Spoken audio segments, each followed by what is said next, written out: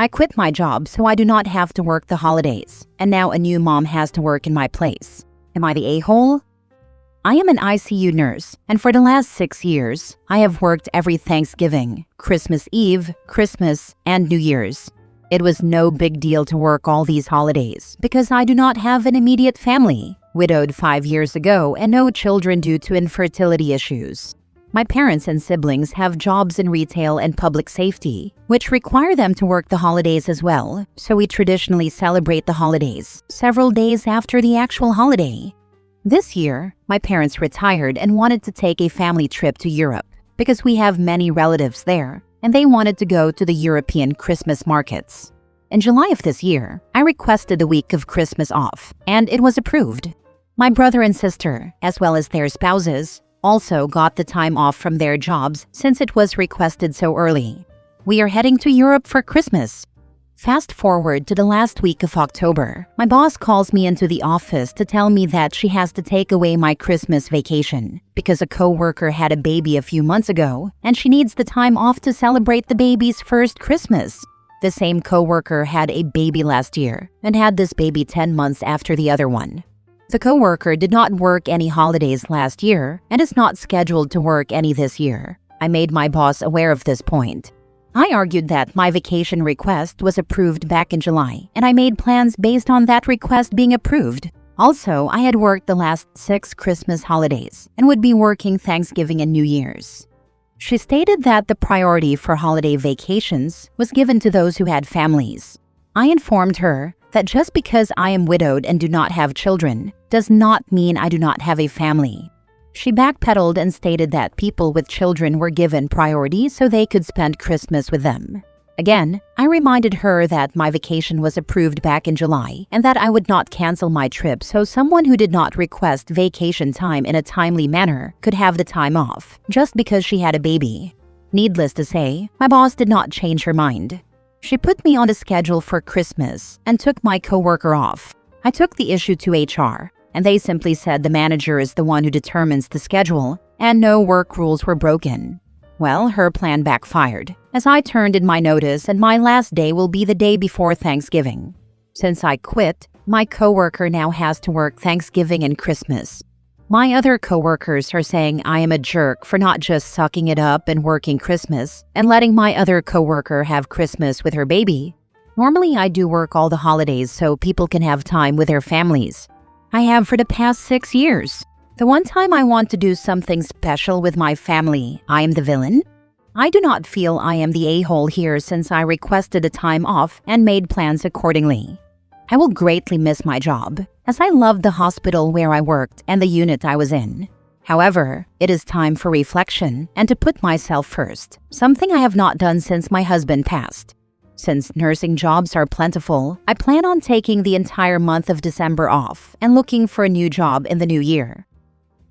Now for the top comments. Not the a-hole. Your time isn't less valuable simply because you don't have children. Also, the new baby isn't gonna remember Christmas anyway. If it was that serious, she would have requested a time off responsibly the way you did. She had at least 8 months to realize that this would be the baby's first Christmas.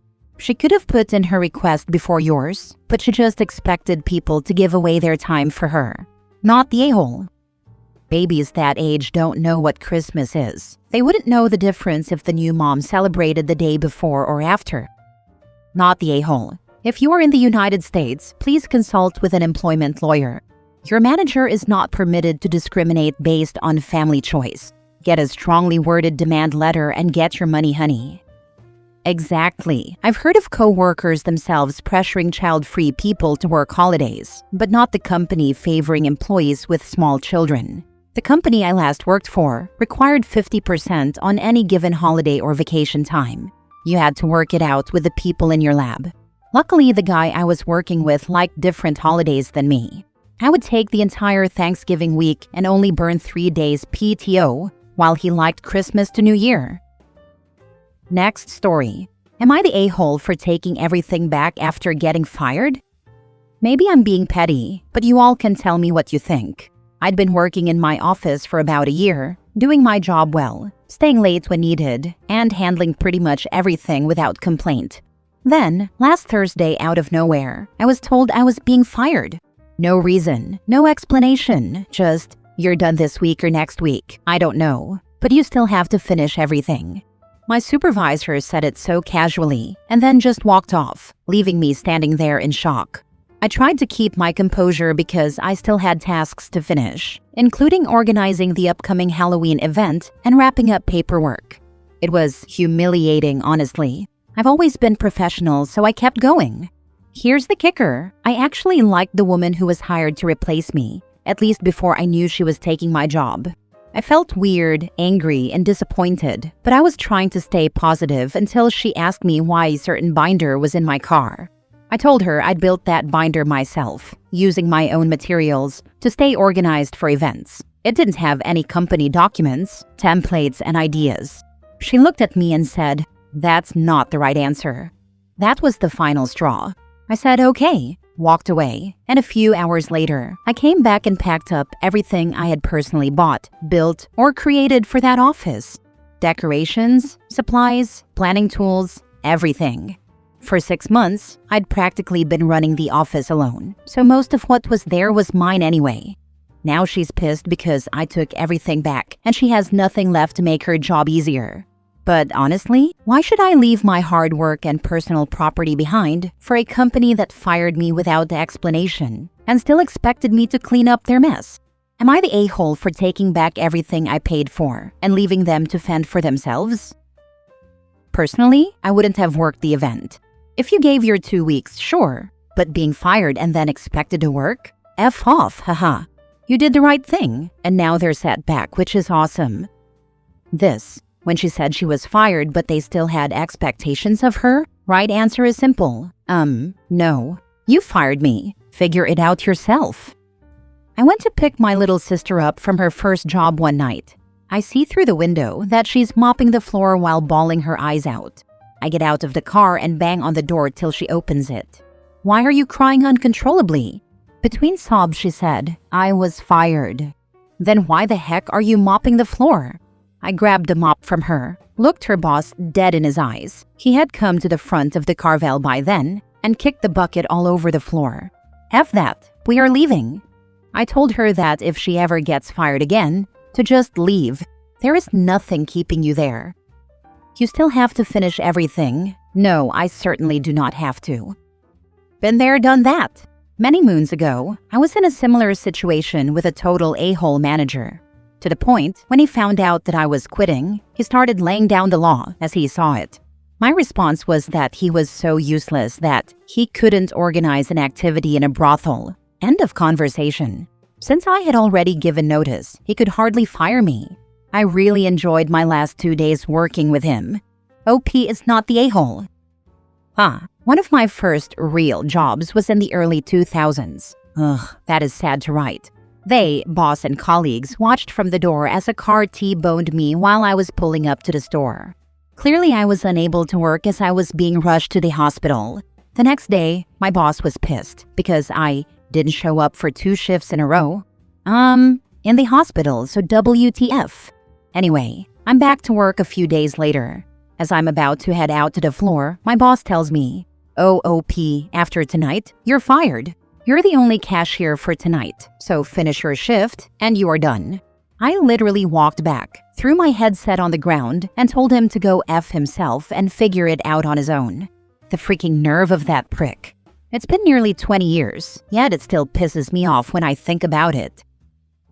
Next story. Am I the a-hole for refusing to give my coworker their office back now that work from home has been canceled? Back in 2023, a woman, Jen, in my building left for maternity leave. After having her child, Jen took advantage of our company's work from home program, which left her office open. I placed in a request for the space with my manager and was given the go-ahead. So I got to leave my crappy cubicle for my very own private office. My employer has announced that work from home will end on November 17. All employees are to be back in the office by that date. Yeah, that sucks, I know. Yesterday, work from home employees came in for tours and desk assignments. When Jen saw I was in her office, she became agitated and asked if I'd be leaving so she could take it back over. I told her flatly that I had no intent to give up the office. Jen spoke with a manager about this, and management's immediate decision was that I was under no obligation to move out of the office.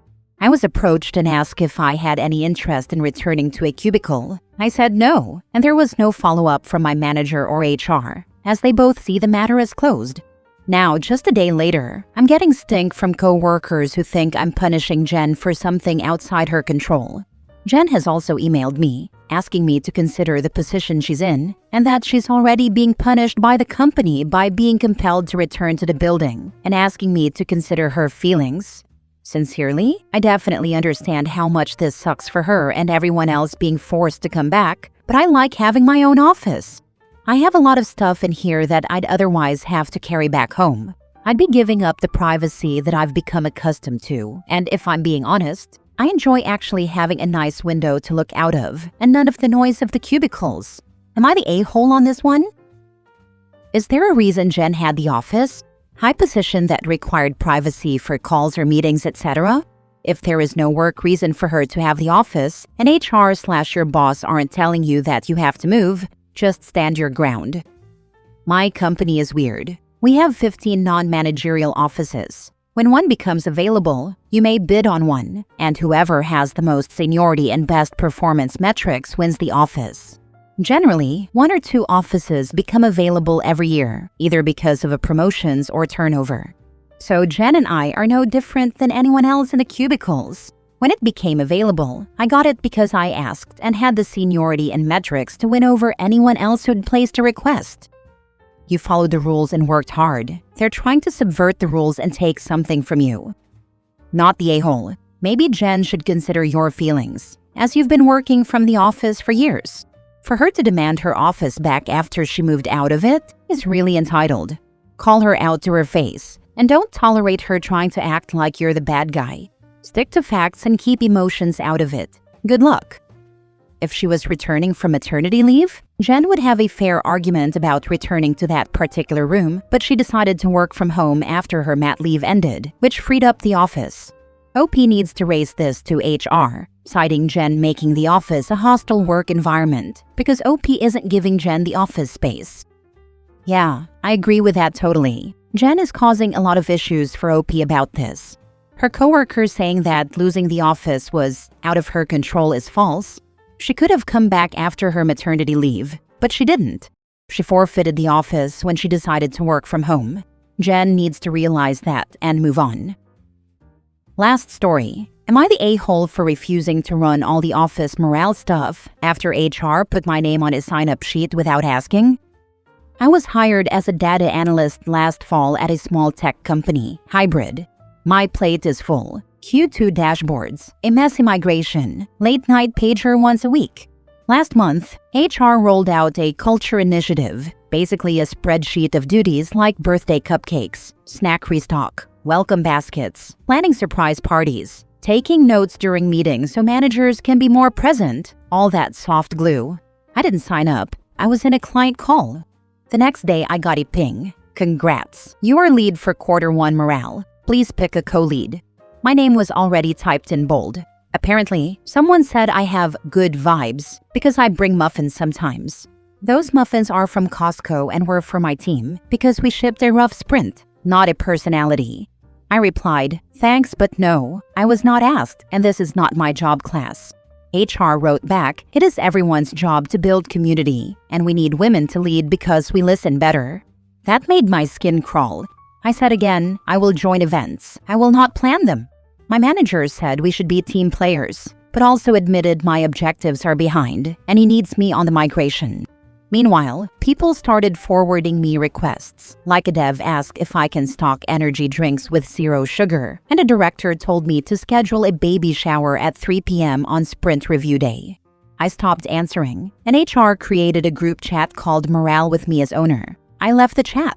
Yesterday, HR pulled me into a video call with a slide deck about how culture work is undervalued, which I agree with, but that means you pay people or adjust load, not secretly assign women. I said if they want an actual coordinator role, post it. I'll even help write the request, but I am not free labor because I smile and print stickers straight. Now I'm getting side eyes, and someone said I killed the vibe, which is wild because our vibe lately is 3 outages and lukewarm pizza. My manager told me to write it up for HR formally, so I did, including the gendered comment. HR is disappointed and says they will reevaluate the process, but a few coworkers think I made drama for nothing. Gross how they try to force crap on you. I worked at one of those companies where they like to placate their employees with pizza days and cupcake days and the like. For about 8 years straight, every one of my bosses, about 10 in that period, asked me to lead them because I was the most engaging manager of the 10 total who were in the building. They all got the same answer. My personality is not a work prop. I've got plenty on my plate and have zero interest in propping up people's little egos with candies. We come here to work and are paid to work. If someone wants to come here for some engagement activity, they may want to reconsider their employment. If this is dependent on me, then there is less than zero chance it will ever get off the ground. Some of them actually tried to have a discussion about it. I told them, how many times have you seen me involved when I'm on the receiving end of this whole shindig? That's when they realized I am never around for those things. The good ones pleaded for a while, then dropped it. Some tried to threaten my yearly reviews. I laughed. They all lost. My colleagues all knew not to volunteer me. HR was wise enough to never bring it up. In OP's place, I would make that office hell for everyone, and get away with it too. Nobody should be forced to participate in people's feel-good factors. Not the a-hole. Remind them that selecting you on the basis of your gender for this task is gender discrimination. Gender discrimination is not going to improve the culture at your workplace. Culture needs to be led from the top. It's insane that someone from Human Resources actually admitted selecting OP for her gender in an email. I mean, the fact that they chose her for her gender is not surprising, but HR people typically know better than to put it in writing.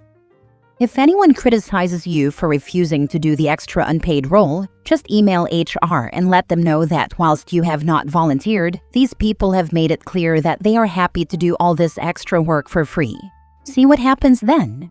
Not the a-hole. And I am really sorry that you are basically being assigned extra work due to your gender. Save all emails and texts in a separate non-work email just in case.